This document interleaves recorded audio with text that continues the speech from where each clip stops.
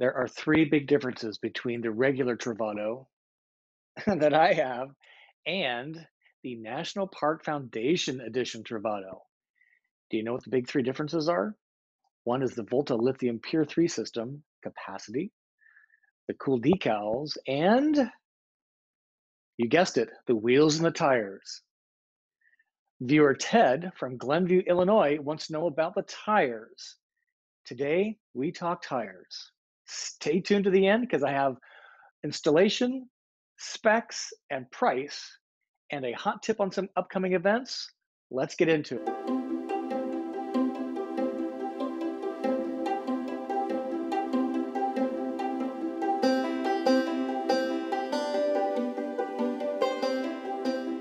So thanks for tuning in today. Really appreciate that. My name is Scott. I'm your host. Welcome to Go Small, Live Large, a YouTube channel dedicated to the RV lifestyle, the Class B RV in particular. And Ted, I want to thank you for your question about the wheels and tires. You can see that I've customized my wheels and tires about a year ago, actually, July 2019, and I am going to show you how to get the same setup that I have on my Travato for your Travato. So my quick story is in 2017, I was pretty unhappy with my lifestyle, pretty status quo, pretty typical traditional commute to the job. Yeah, didn't want any of that anymore. So 2018, my partner and I, Kyle, crafted the fantasy plan, which was to get on the road in this rig and get a YouTube channel spun up. I've been full-time in my Winnebago Travato since February 2019, about 30 states, a little over 40,000 miles now, full-time in this 21-foot camper van. And in 2020, I'm happy to say that our community of Go Small, Live Large is growing like crazy. We have a goal for 10,000 subscribers by the end of the year. Would love for you to be part of that journey. So you might be asking, why even do the tires? Well, I'm kind of into mods, which is short for modifications, on my Travato. You can see that I've done a van wrap.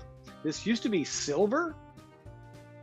Lily, the name of my Travato, she is not silver anymore. She's this really cool custom, if you will, looking color. And I wanted the tires to reflect a custom look as well. So why do the tires? Number one reason was really aesthetics, for looks, because I wanted a more custom look than what came on the rig as OEM equipment. Not bad, but just kind of every other Travato has one. I wanted something a little different and personal to me.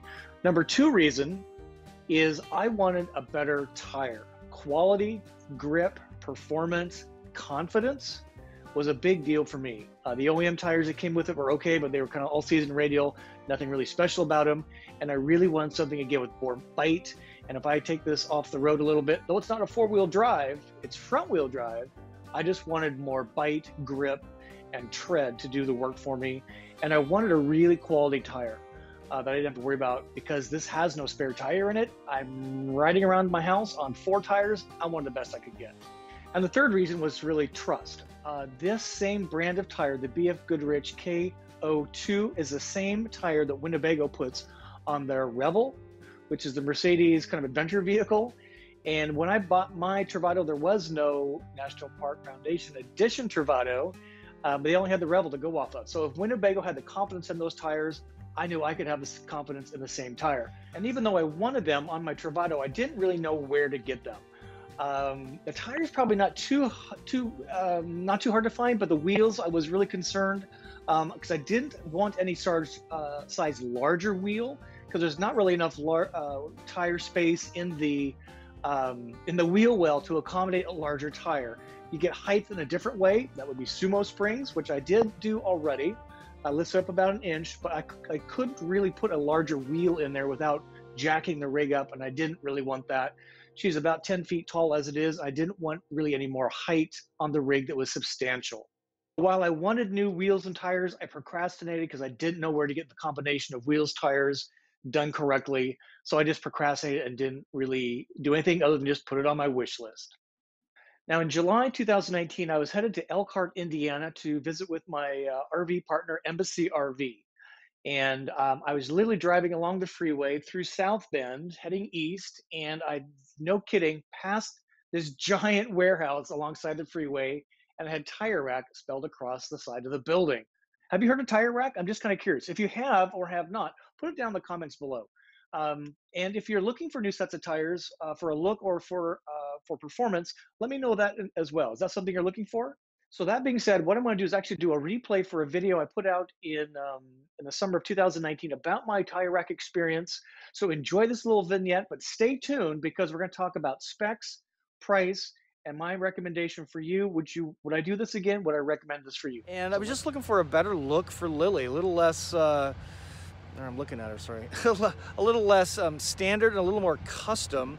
So what I've done is I've worked with Mike and Roger inside, and we spent about 30 minutes looking for the right wheel that will carry the load and tire that will carry the road. And we found what we think is the perfect combination. And she's gonna have a whole new look. I'm getting much more aggressive tires, all-terrain. So she'll look a lot more sexy. Lily gets new shoes.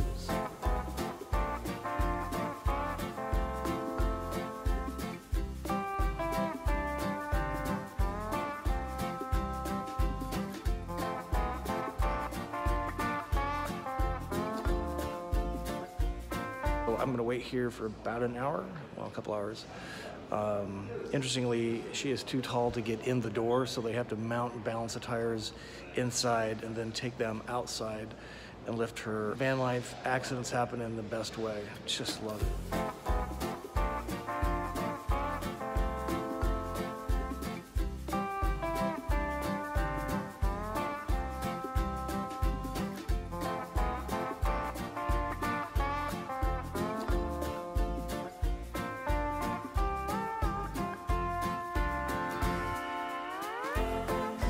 So this is something you don't see every day. A motorhome in the air. Here's Lily, fully suspended on 4 big-ass jacks, waiting for new wheels to arrive. These guys are very careful on where to put the jack because of all of the extra Winnebago stuff in there. But it just looks so wild seeing her suspended in the air. That's just the craziest thing.